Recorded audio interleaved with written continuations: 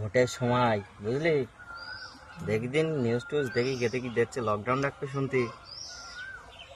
আজকে তাজা খবর, ল্যাংড়া মানুষদের 4 লাখ করে টাকা দেবে সরকারে।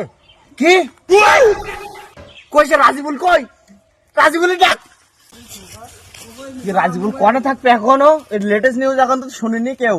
ও তো মাঠে খেলা করছে। ওরা মাঠে যাই প্রতিদিন খেলা করতে বল। চল দিন মালটা ধরি আনি।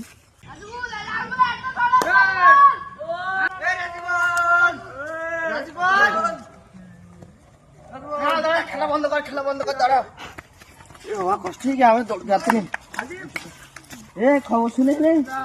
সরকার ল্যাংড়া মানুষদের 4 লাখ টাকা দিচ্ছে। কেন যাবি নি? তুই যাবি নি মানে যাবি নি? ফর্ম ফিল আপ করতে বাড়ি তো